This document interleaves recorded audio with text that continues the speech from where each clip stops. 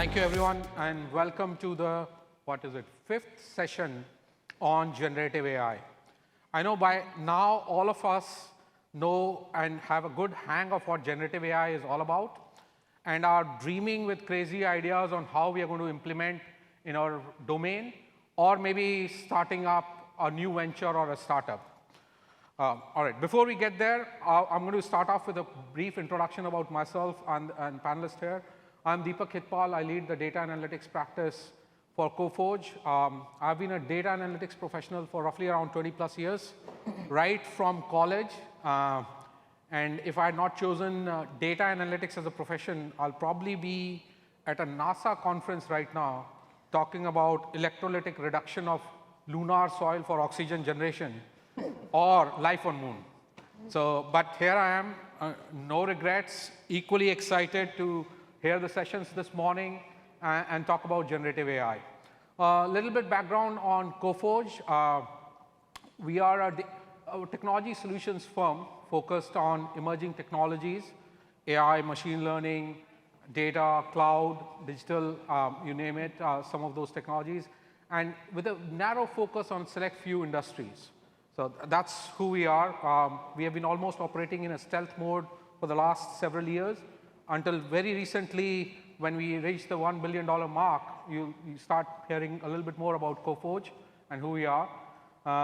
Over the last 4 or 5 years, we have been investing significantly in use of AI and machine learning to drive business impact for our clients. We have almost 100 plus solutions that have been deployed with 40 odd clients. We'll talk about some of that as well. But coming back to the topic of generative AI and its impact on business, I will start off with what some of my peers are saying, right, in terms of the impact. It's roughly going to impact our global economy by $5 to $10 trillion, right, annual GDP. But we're not going to talk about that. We are going to narrowly focus on a couple of use cases and a couple of industries where we are seeing practical examples of how it's being used and what kind of impact it's driving. To help with that, I have the distinguished panel here, two guests here, Priya Serai and Paru Puttanna. I'll have them introduce themselves. Please welcome them, and we'll talk about this in a moment. Awesome. All right, thank you, Deepak. Hello, everybody. Thank you for the warm welcome and the jazzy music, the fun lights. The scene's really going here for me. Thank you, everybody, and Coforge for having us here. I'm Priya Serai. I'm the Chief Information Officer, CIO with Zeus Fire and Security. We are in the physical security space, so your fire systems, fire protection systems, video surveillance, access protection, intrusion detection. These are our 4 core areas. And we'll keep fire a little aside for today's discussion because AI and technology is really, really changing and innovating the space of video surveillance, access control, and intrusion detection. So I'm here to share some fun thoughts with you on how AI is impacting our business. Thank you. Hey, good afternoon, everybody. So you planned this, right, Priya? So with everybody cheering you up for it. I know, right? Yeah, no, I think thank you. I have that effect on people. I'm Paru Puttanna, head the Enterprise Data Management Division at Voya Financial. We are based out of Connecticut. Voya Financial has been in multiple line of businesses. We are in retirement, employee benefits, investment management. We have been in the growth mode. We did acquire in the last 6 months Ben Admin platform, as well as expanding to the Asia market with the AIG. I have had the pleasure of working in different roles at Voya. Was heading the digital division. Now I do head the data management. So we are glad to share a few use cases and have a wonderful conversation here. Perfect. Let's dive in right away. I know in the morning we had a lot of sessions which talked about impact of AI across different industries. But what we'd like to start off with is specific to the 2 industries you guys are in. Can you please share your views on how is it impacting utilities, for example, Priya, in your case, and banking and financial services in your case. Maybe Priya, I can start off with you. Yeah, so generative AI, although it's become new and it's become center of the topic this year in 2023, as we all technologists in the room know that AI doesn't happen overnight. Data has been a topic of attention for all of us for decades now until it gets to generative AI and machine learning and use cases thereof. The specific impact on our business is around video surveillance in particular, because video AI technology has really boomed with some of the artificial intelligence, newer algorithms, older algorithms kind of coming together. You see a lot of people heads down on the phone right now because I'm so interesting, but you're probably watching a video or you are watching different scripts and you are kind of contemplating, assimilating information from multiple spaces and bringing it all together to what connects to data and information in your head and how you analyze and how you take that forward to a particular use case that applies to you as a person. Video AI world is not very different, because when you are surveilling a particular building for protection, it's not just the people in the room that you have to watch out for. You're watching out for you're observing the crowd, the mannerisms, what's going on and how they are reacting to certain environment. What's happening outside this room? It could be weather changes. It could be a certain crime rate in the area that is up, and you have to watch out for to make sure that that counts into the protection and the security of a particular building. So all these data points kind of coming together has really increased and boomed with AI and the computation power associated with it. So in our world now, and this information and this way of providing surveillance to different businesses has really democratized, because now AI is not something that only the top few tech companies have the power to attain and implement. It's something that every company has the power. More startups coming up, franchises and small business owners can also take advantage of that power and protect their businesses. We believe in 3 Ps, people, property, profits. And we protect people, property, and profits. And video AI mixed with access control and how many people are entering a building, how are you connecting that with any type of usual patterns that you see. All of that coming together has become more and more powerful, and we're seeing more and more innovation throughout the day. No, thank you. I think you touched upon several topics that we heard. They were on paper, be it computer vision, be it use of video analytics. Same thing. Sure. Your views on it. Yeah. Sure. So definitely the AI, ML, and NLP is not new to banking and financial industries, right? So if we take some of the use cases from past several years, look at banking like AML, fraud monitoring, model management, next best action, personalized guidance, digital guidance, robo-advisor, and then if I come to the recent case of, personalized messages and notifications, we've all been working on all of these models for several years. It's not new, but what has, changed is, like, if nobody has heard anything from your executive management from the past 2 months, it's like everybody is asking, like, what are we doing? How are we getting to the next stage of, Gen AI? That's where it is getting, like, how are we going to leverage what we have been from past several years have been building to take to the next level of, leveraging the, Gen AI. Like what Priya touched upon, data is the foundation for all of these models, and how do we, create this responsible, AI, and with the ethics in this, data is the key. So where we've been working with the past several years, working on several data foundational initiatives. So we are in, if I look back, we are in a much better place where we were to be able to expand on these capabilities. I know my team and Coforge teams have been very actively working from the past few years to in these bigger data and analytics initiatives. So I think that's where I see where the progression, most of the companies who have not been able to on the foundation of the data, that's where I think there is a lot of focus going to be as we move forward with this Gen AI. It's like data is the cake. Anything that you put as a Gen AI as the analytics is like the icing on the cake. Perfect. It's my favorite topic. We'll talk about the relationship of data and AI shortly. But before that, I think you segue into the next question I had for both of you. While we are talking about the industry impact and more broader impact, can we start off with keeping us grounded? And can you share a few examples, practical ones, whether you are already implementing it today or you foresee that getting implemented and driving impact in the next 12 to 18 months? If you could share those examples that you are currently working on, or at least enabling your teams with that, maybe that would be helpful for the audience. Yeah, Zeus as a company is fairly new. We were established in January of 2022. That's why data and foundations of data is one of the first few programs that we have embarked upon, and we're still currently working in partnership with Coforge.